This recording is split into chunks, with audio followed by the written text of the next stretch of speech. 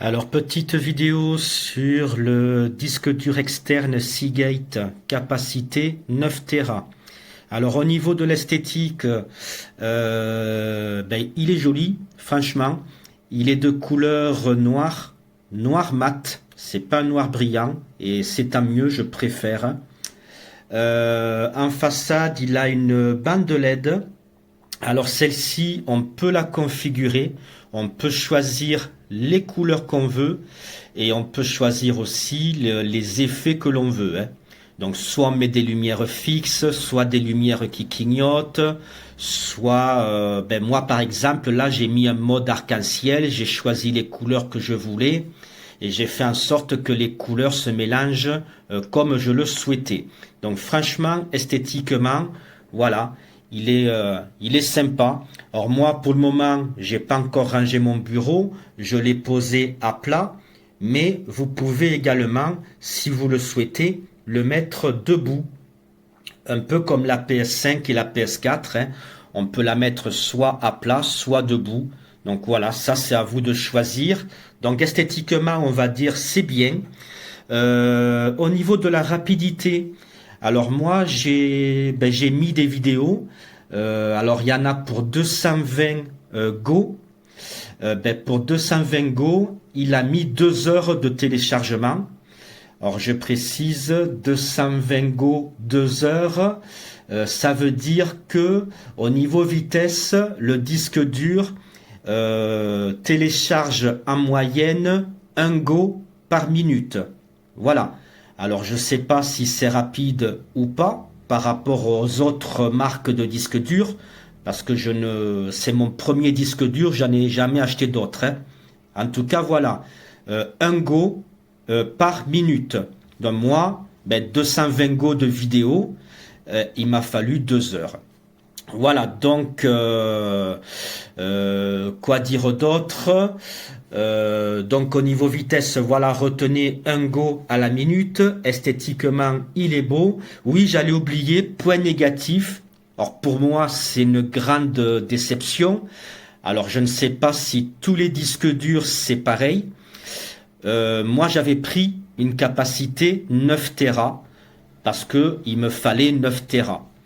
Et en fait, je m'aperçois que sur les 9 Tera de disponibles, eh bien, il n'y a que 7 Tera de disponibles. Ça veut dire que le disque dur a besoin de 2 Tera pour fonctionner. Donc, en fait, on perd 2 Tera de capacité de stockage. Et ça, je trouve que c'est pas chouette. Sur les annonces, je trouve qu'il devrait y avoir une loi qui oblige les vendeurs à dire la capacité réelle, c'est-à-dire celle qui est disponible pour nous. Parce que là, au lieu d'avoir 9 Tera, en fait, je n'en ai que 7. Voilà, donc ça c'est mon grand regret, ma grande déception. Mais après, peut-être que tous les disques durs, c'est pareil, je ne sais pas. Mais voilà, je vous en fais part. Ensuite, donc, il faudra que vous téléchargiez une application pour le faire fonctionner. Alors, c'est l'application Seagate, voilà, qui est juste ici. Donc, voyez, vous allez voir, voyez, je vous mens pas, 7 Tera au lieu de 9. Voilà. Ici, le petit truc vert, ça correspond aux 220 Go de vidéo que j'ai installé. Et il me reste tout ça de dispo. Alors, le truc qui est dommage, c'est que par exemple,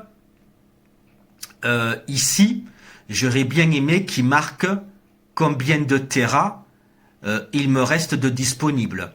Là, il marque 7 Tera, mais en fait, j'ai pas 7 Tera puisque je les avais dès le départ et j'ai mis 220 Go de film.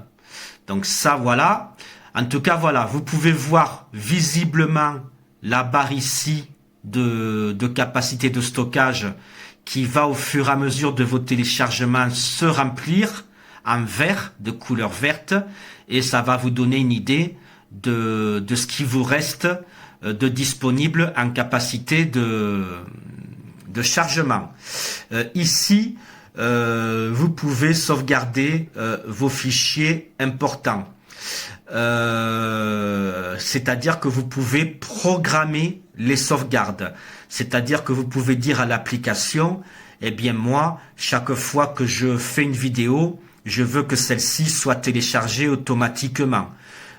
Chaque fois que je prends une photo, je veux qu'elle soit téléchargée automatiquement. Voilà. Vous pouvez décider si le disque dur sauvegarde vos données tous les jours ou si le disque dur télécharge vos données chaque semaine ou une fois par mois. Ça, c'est vous qui décidez. Moi, je n'ai pas programmé de sauvegarde. Je préfère le faire manuellement. J'aime bien gérer moi-même. Mais si vous voulez pas vous embêter, vous cliquez ici. Alors, je le ferai pas, hein, et il va vous demander d'organiser vos sauvegardes de vidéos, de photos, de logiciels, de ceci, de cela.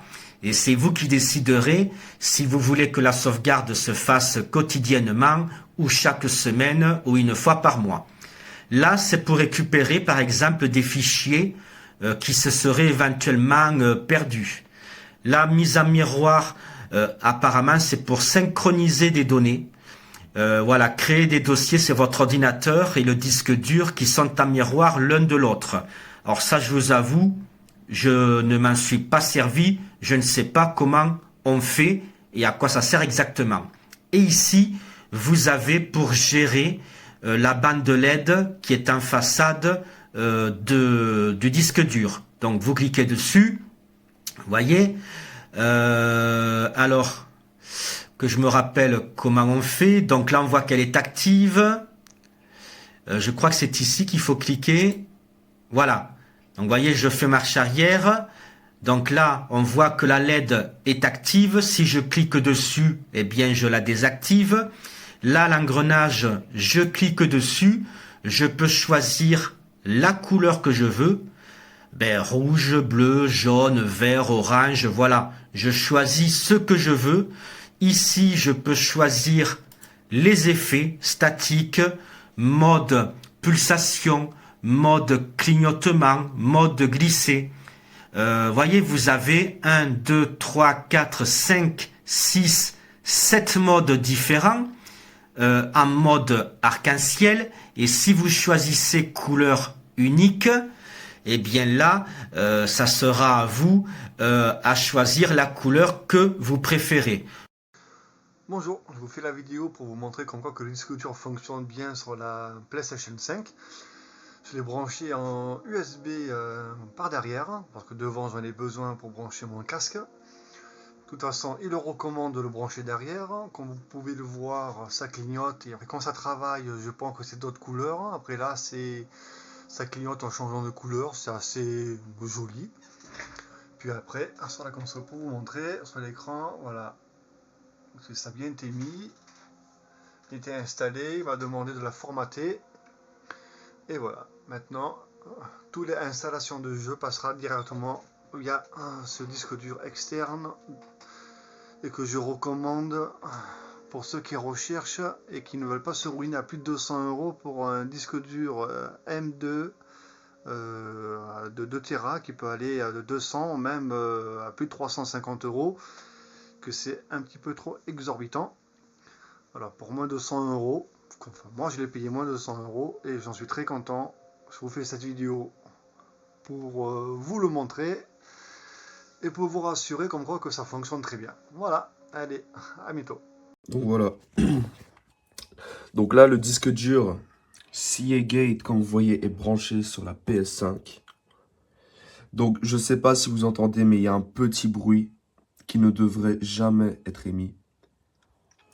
Comme une sorte de clignotement bizarre qui fait tint, tint, tint.